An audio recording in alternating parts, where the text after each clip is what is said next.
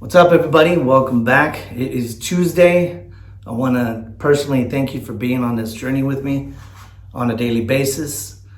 I look back to that first video that I did and I'm like, I could see some progression. So we still got a lot more to go.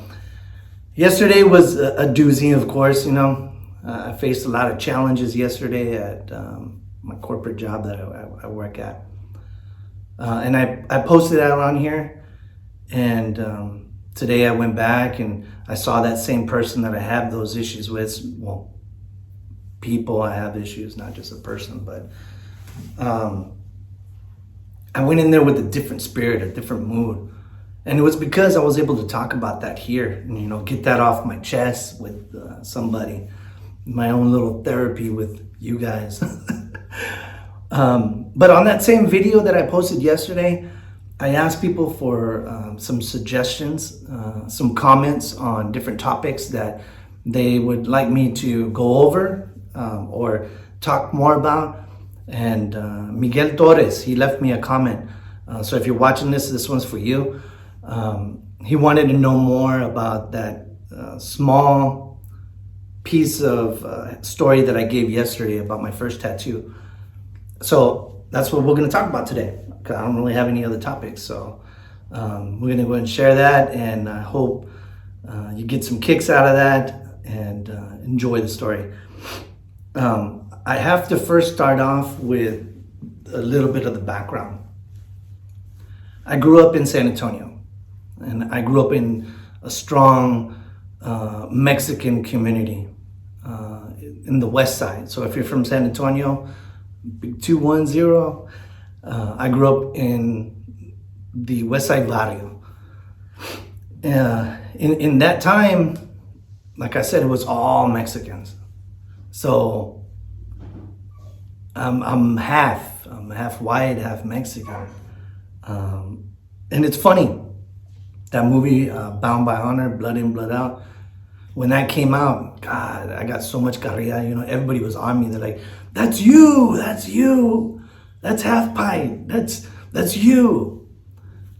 And I still get a kick out of it too, because I can see some similarities in that. Anyways, my uncle, his name was Mario Vega. We called him Weedy Weedy.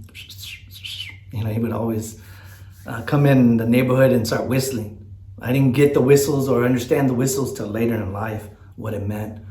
Because all the neighborhoods would start whistling down the street. So he was one of those characters that was consistently in and out of prison.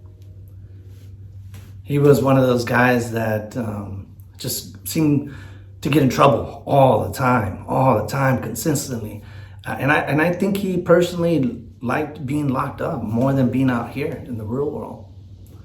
But when he was here, he was a great character. He was a good person, and he meant a lot to the family. So he became part of the family. He became like an uncle to me, more so to me than my younger brother, because it was always patches of time.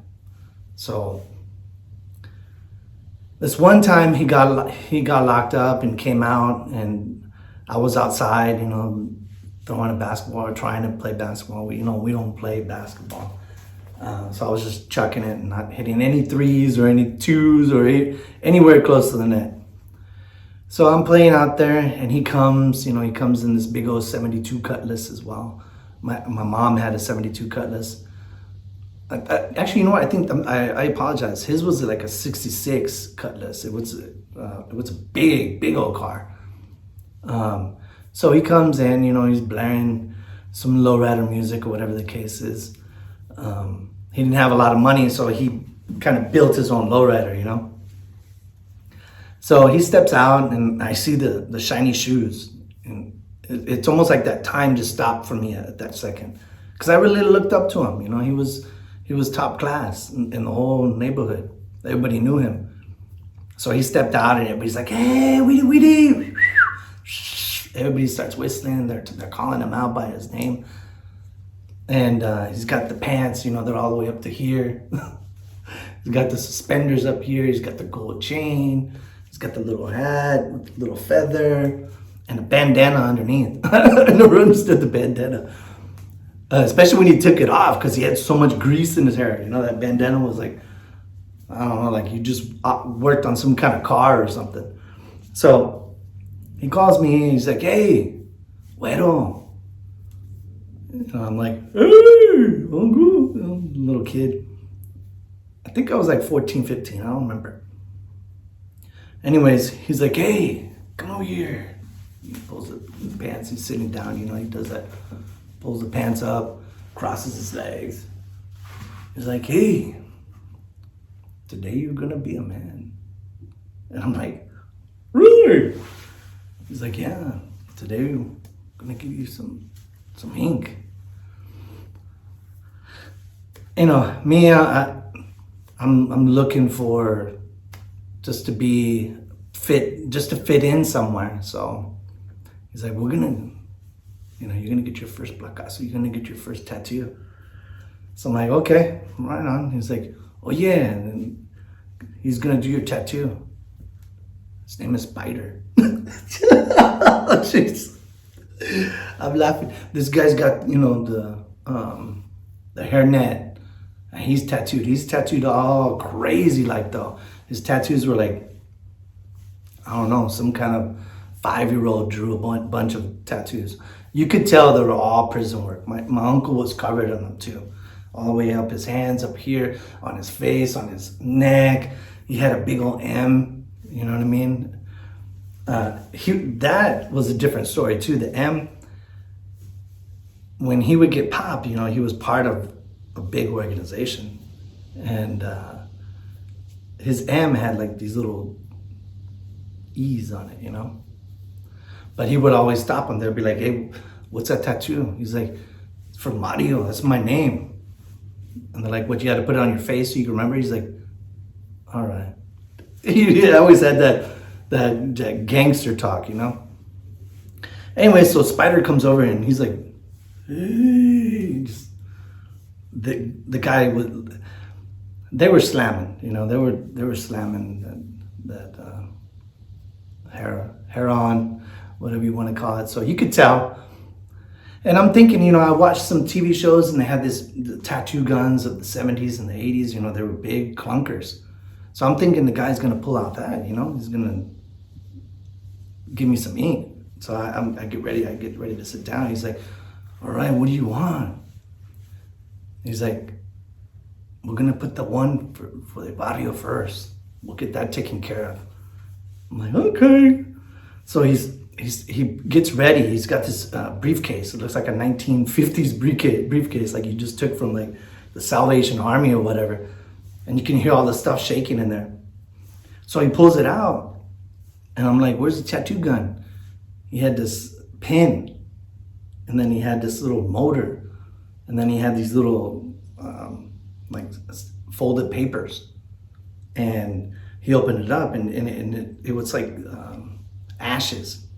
I don't know why. I don't know if he brought it out or he decided he's gonna make it in some kind of hotel room or whatever the case is, but he pulled out this stuff, you know, and I'm like, what is that? He's like, this is the ink that's gonna go in you. I'm like, all right, whatever. So he sets fire to the paper and then he's pouring it and he pours it into this, he cut a Coke can, you know, cut it in half and the Coke can sat on the bottom and it started dripping in there. And he added some other, I think water or whatever the case is, but so he adds it in there and then it's making this ink. And I'm like, I'm thinking to myself, I'm not going to disrespect these guys, you know, especially Spider, the guy can barely stand, you know, he's pissing against a tree.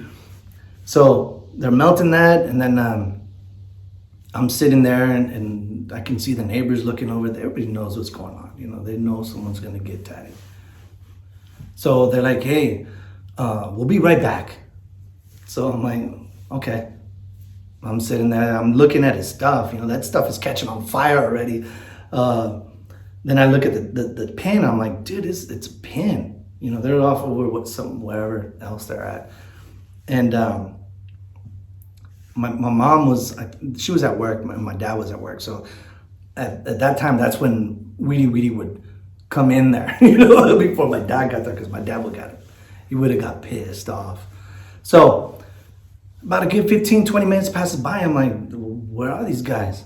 So I go to the front of the gate and I look over and I could see their heads, and they're slouched back on a couch, this couch that we had. I don't know why, but people would drink on this couch as cars would go by down the street. So I came over and I'm like, hey, and they're, especially Spider. I mean, that guy looked like he was gone on like some kind of spaceship.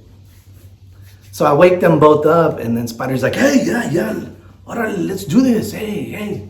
So he comes back. I mean, as he's coming back, he can barely walk, he's like this.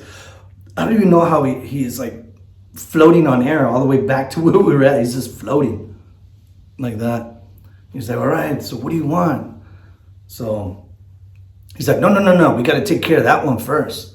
So they go ahead and they start tattooing what represented our neighborhood there. Put it right on my hands. And it was pretty big. Right now it's gone. I put the star over it because it was a reminder for me. Some dark stuff from my past. But so they put that tattoo, and the whole time he's doing it, this needle's just going wonk, wonk, wonk, wonk, wonk, wonk, wonk, wonk. And I'm like, does this thing go any faster? And he sped it up, and all of a sudden it's like, but it was made out, it was a prison tattoo machine. So he tattoos that, and then he's like, all right, what else you want me to give you? I'm like, a skull? I don't know. I wanted something to be different. I wanted it to stand out. I've always stood out in everything that I do. So he draws this skull. And at that time, I was big into the Exploited, that was a punk rock band. And it was a skull with a big old mohawk. So he starts drawing it, and the skull, it looks like those old, prison tattoo skulls when he was done with just a skull part. He's like, you sure you want a mohawk? You don't want me to put like a bandana or, some teardrops on his face? I'm like, nah, I just want a skull, bro. So he starts doing his skulls, and the way they shade in prison is completely different than out here. So the shade for a mohawk's not gonna look good, So he does his skull. It's like about this big here, and the mohawk's going over. And those were my first tattoos. The tattoo on my hand, the tattoo that was, I had to cover it up. Because the thing looked, it was monstrous. To bounce off that story, since I knew about the gun, the tattoo gun, I learned how to make one. So I went and I made my own tattoo gun, thinking I'm like, hey, I got a tattoo now, your head's like about this big. I'm gonna go do tattoos. So one of my friends, we're partying, we're slamming back and stuff like that. And he's like, hey, did you ever get that tattoo gun fixed? I'm like, yeah, I got it fixed. He goes, what have you been practicing on? I said, some orange peels and some different types of things, some kind of plastic stuff that Spider gave me. But I was nowhere good. I could draw, I just couldn't tattoo. That's a whole different other world. You can draw all you want, but the moment you put that tattoo gun on there, it ain't gonna work. Especially a prison tattoo gun. So he gives me this design of like, I don't know if you've seen them. They're like those little angels that are underneath the virgins, whatever, the Virgin Guadalupe. But it's a little angel that flies. It looks like the ones for the Valentine's angels, So we are tanked. I know I'm tanked. My eyes are like this, and he's laying there, and he wants it on his chest. So I started tattooing this thing. Well, how come that tattoo that's supposed to be that little angel came out looking like a flying turd. Oh my God, that thing was hideous. I mean, it looked like the guy from the Goonies. Hey, you guys. The head was all deformed. I don't know how I got toes. The toes were all webbed. The wings looked like, I don't know, they looked like big old fat sausages. But man, that when after I saw what I did to him, I stopped. I just took off. I was gone. And if he's watching this, if you see this, hey, I'm sorry. Hope you got something to cover it. I doubt it, but yeah, that's my story. That was my first tattoo. Sorry about that, guys. I had to cut it short because my iPhone storage got full. But like I was saying, I have a lot of more stories that I'll share, as well as inspirational, motivational stuff. But if you like this video, drop me a comment. Let me know what you think. And as always, thank you for being part of this with me. I look to better myself. I don't look to elevate myself, just to get better. So on that note, we'll see you tomorrow. Deuces.